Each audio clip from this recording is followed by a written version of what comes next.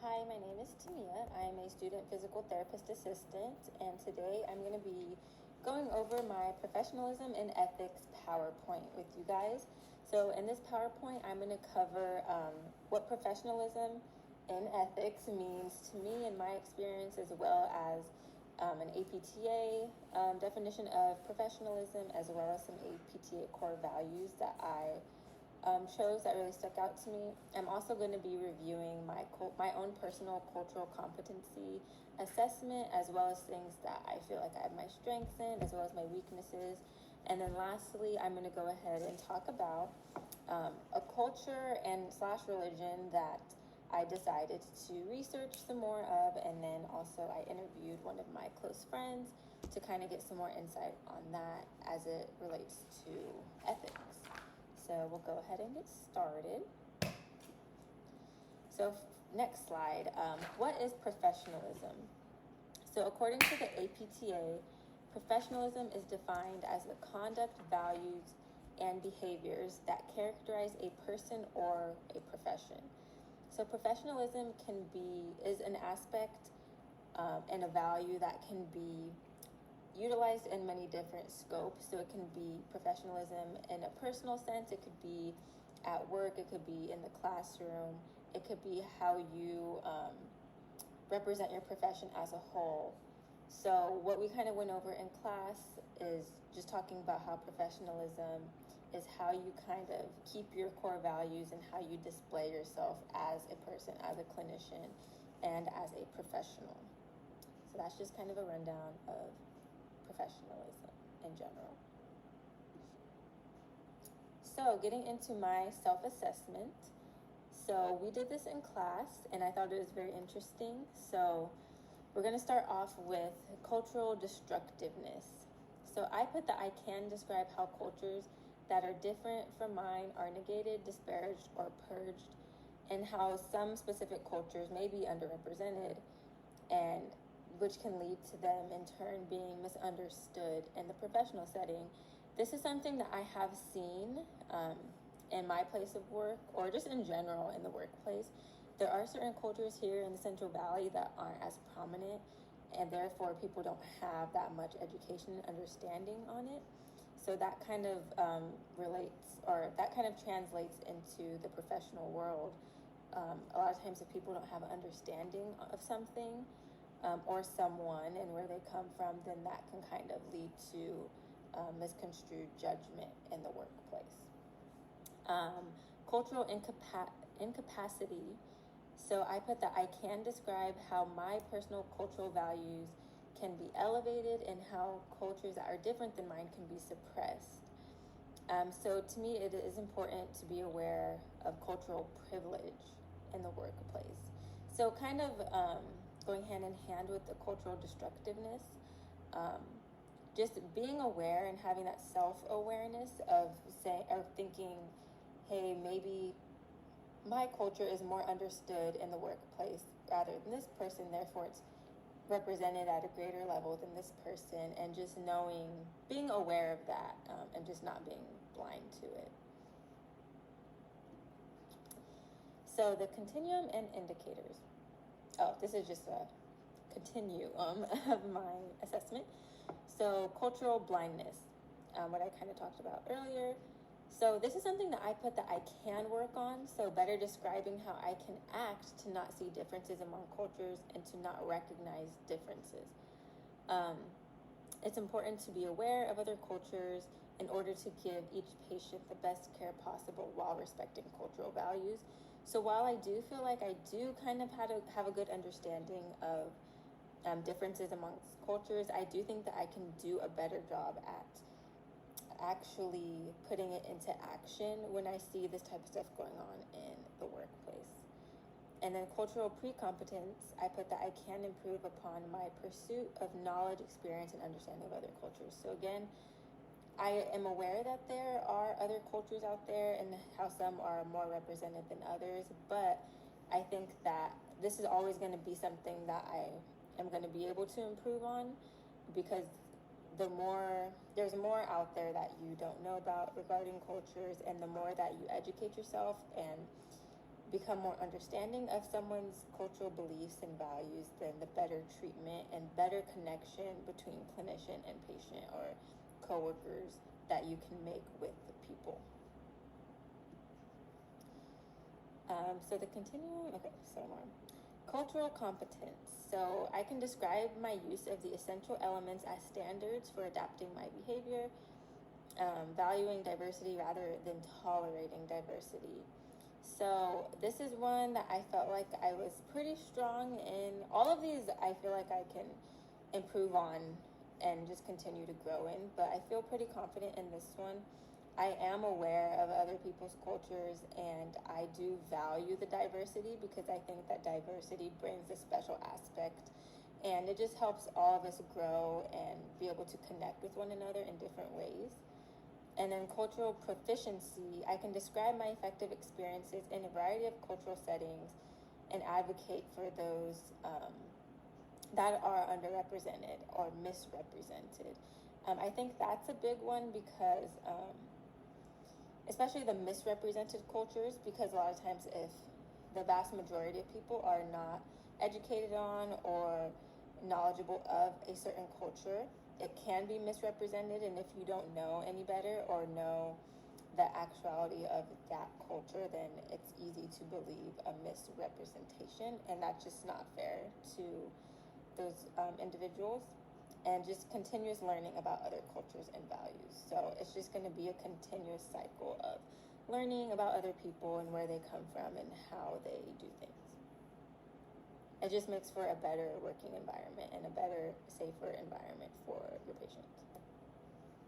Okay, so self-reflection. So based off of all of those results from cultural competency packet, there are a few highlighted areas that I feel like I can be better at. So one thing is taking more action and educating myself on other cultures that I may encounter in the clinical field, whether it's with a patient or a coworker or anything like that. It's one thing to know that you need to be more competent in other people's cultures, and it's another thing to actually take the action to read the articles, do the research, talk to people, and actually educate yourself. So that's something that I need to be better at.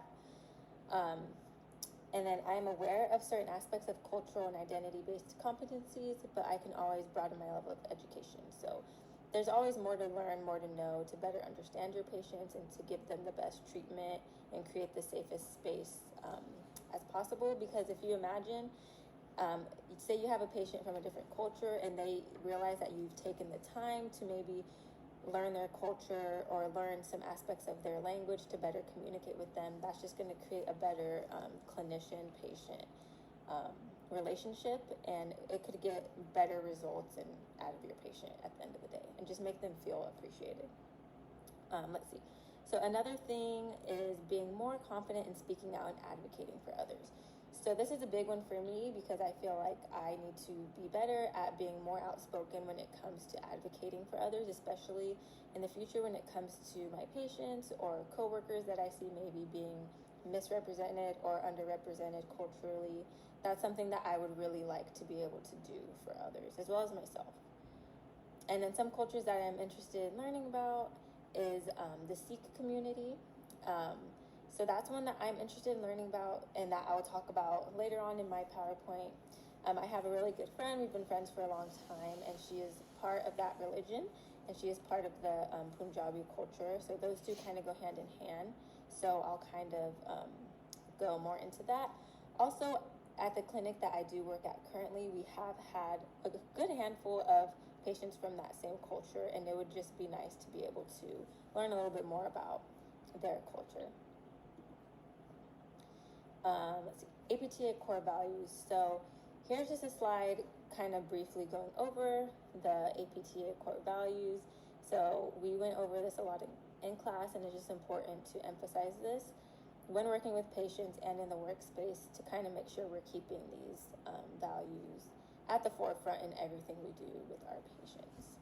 So I went ahead and chose 4 of these that I feel like really stood out to me for this project specifically. So I'm going to go into those in more depth. So the first one's collaboration. So working together with patients, clients, families, communities, and professionals in health and other fields to achieve shared goals. So this was important to me because when interacting with cultures opposite of your own, it's important to collaborate with maybe family members, coworkers, communities, and other professionals just to get a better understanding or to be able to provide the best treatment for that patient. So like I said, family members, translators is something that I've seen a lot of in the clinic specifically, just to kind of get the best out of that person's treatment. So we've had a lot of translators come in, and that just kind of helps enhance the experience for the patient and makes them feel more comfortable. So compassion and caring, these kind of go hand in hand. Compassion is the desire to identify with something of another's experience, while caring is the concern, empathy, and consideration for the needs and values of others. So I think that these two are extremely important because, especially when working with people from other cultures than yourself, just having compassion towards them and helping to find common grounds and similarities, so that way you can kind of build a better connection and things don't feel so separated and different. And then as far as caring, it's just important to care for that patient's needs and values ahead of your own, regardless of the culture, religion, or any type of background that might be different or unfamiliar to you. Inclusion is next, and this is just creating a welcoming and equitable environment for all. This is extremely important because a lot of times when we have a lot of people from different cultures, they may not feel as comfortable, especially if they don't see a lot of people around them that are of that same background. They might feel out of place. So it's just really important to keep the idea of inclusion at the forefront and to create a safe space where everybody from every different culture feels understood, feels represented, feels heard, and feels well taken care of while they're in your place of care. And it's providing the same high level of care to each and every patient, no cultural or social biases amongst patients or peers. So not just patients, but within like your coworkers, your work community, and then just creating a safe and equal environment for everyone. So then going to integrity. So holding ourselves to and other members of the healthcare team accountable for behaving ethically. This kind of goes hand in hand, and to me, wanting to get better with speaking out and advocating for others and holding not only myself but others accountable for behaving in an ethical manner. And it's really important for maintaining an equal and fair environment for all and holding true to our commitments to care for all of our patients. And that will help build the trust and comfortability within the patients and the clinicians. Okay, so getting into learning new cultures. So the culture that I chose was Sikhism. So Sikhism is a monotheistic religion with over 25 million followers worldwide. So I'm going to talk about Sikhism as well as the Punjabi culture because they kind of go hand in hand. And we'll kind of see more of that with the research I did as well as the interview that I did with my friend. So getting into the interview, I interviewed my longtime friend, her surgeon Kalan. She is a first generation here in America. She is of Punjabi descent, and her family follow the Sikh religion. Her parents came over here when they were like in their late teens or early 20s and started their family and their life here in America. And so she's currently a student, also pursuing a career in the field of healthcare. So my goal for this interview was to expand the knowledge of the culture and religion using the 12 domains of Purnell's model of cultural competence. So we're going to go through those 12 domains right now. So just an overview of the culture. So Sikh culture and religion holds family and community at a very high regard. So during the interview, she was just really emphasizing how the family values are a really, really big part of their traditions. Sikhism is centered around one God, and they praise that God through lots of prayer and meditation. We'll get a little bit more into meditation practices in the other slides, but they do participate in a lot of meditation. I know in her family home they have a specific room specifically for meditation purposes. They also have the 3 core principles, which are remembrance of God, so keeping God at the forefront, honest living, so holding themselves to high standards, being honest, having a lot of integrity, and then sharing with others. So community is a big emphasis, as she was saying before. And then as far as communication, so there's a pretty big emphasis on respect for everybody and others in your community. And also a big emphasis on respectful communication with your elders. So whether that is verbal communication, body language, your behavior, it's just really important to be very respectful for those around you. So family roles. So in her household, as well as a traditional Sikh or Punjabi household, or a traditional household in general, it seems like they hold traditional family roles. So the male is normally the head of the household. So whether that's the father, or if the father has passed or is not around, it's like the eldest brother. So whatever male is in the household, and then the women kind of naturally take on like more of a nurturing role. So just a traditional family role. And then as far as the workforce, although it has been progressing with time, women are still having to pave their way somewhat in the workforce. So kind of going back to family roles, women are seen as more nurturing members of the family. So they're still kind of paving their way in the workforce. Career expectations are very high for the younger generations. So there's a lot of parental push and aspiration for a white-collar job. So jobs in healthcare, like doctor, even lawyer, just jobs that are held at a very high standard. Okay, so biocultural ecology. So she was just letting me know how agriculture is very profound and seen as sacred in her religion and her culture. Where she's from in India, farming is a huge part of the Punjabi culture. So a lot of people back where she's from are farmers and really tend to the land and honor the land. So their culture and religion has a close connection with the earth. Some high-risk behaviors, although drinking and alcohol is looked down upon in the Sikh religion, it has become a big part of the Punjabi culture. So at a lot of family gatherings, the big weddings, she was saying there is a lot of heavy drinking involved, specifically amongst the males in the family, and the women are kind of seen or expected to not partake in that type of behavior.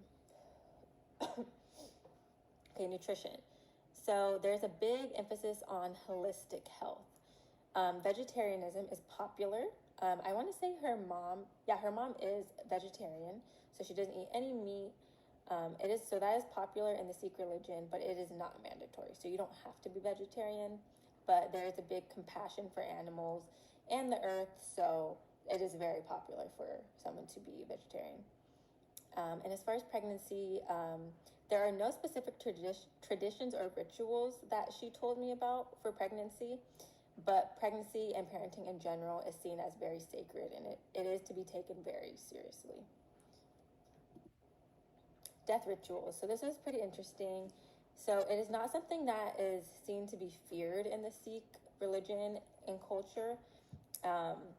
At the time of somebody's death, chanting the name of God or their God is normally performed to kind of maintain the closeness to God during that time. And then cremation is the norm rather than burial. So normally people are cremated. Spirituality, so prayer and meditation is a big part of Sikh spirituality. In her family home, they actually have rooms specifically for meditation. It's a very sacred room. There's always meditation, music, and chants and prayers going on a little radio in that room. So oftentimes there are sacred, sacred meditation spaces or rooms in the home, like I just stated, and it can be done either alone or with others, like with your family. So healthcare practices and professionals. So as far as healthcare, Ayurveda is very popular and commonly practiced in the Sikh religion and the Punjabi culture. So it's an ancient Eastern system of medicine. It follows a more holistic approach. A lot of holistic home remedies are very common. A lot of herbs, spices, oils, and other things from the earth, from nature, are used for healing and things like that. And then as far as healthcare professionals, so as far as like regarding going to see a regular primary care physician, they kind of follow a mixture of holistic at-home things and combined with Western medicine practices. But she was letting me know that mental health is not something that is widely talked about, or help for that is not popularly sought after in her culture. So the article that I found and cited, it's a research article, and it provides just an overview of Sikhism and its core values. And I thought it was very interesting because it kind of talked about the ethical teachings of Sikhism and where they stem from. They have a very sacred and religious background as far as the ethical teachings of that culture. And then it also gave an overview of the education, economics, and societal roles related to Sikhism. So I do have that cited, and it was just a very interesting article because it really went in depth about the whole background of how the religion came to be and how all of the values and teachings began. And then as my conclusion, professionalism is a key ethical value that should be upheld at all times. The pursuit of knowledge regarding cultures and values is something that is an ongoing learning process, and it's something that we should always strive to learn more about, and we should never close off our minds to learning more about other people and where they come from. I think that this is the best way to provide the best care for your patients. And then, of course, upholding the core values listed by the APTA that we talked about earlier. And then being competent of other cultures, example, Sikhism and Punjabi culture that we went over in this PowerPoint. Things like that, and just educating yourself helps to create an inclusive and equal environment for all. It shows your compassion for those from different backgrounds. And then it's just really important to stay open and welcoming to individuals from all different walks of life, no matter what they believe in, where they came from. Everybody should be treated and cared for equally in your place of practice. Okay, and here is my reference slide. So I have APTA, I have my research article, and then I have the ethics book here. Okay, that is all for my presentation. Thank you.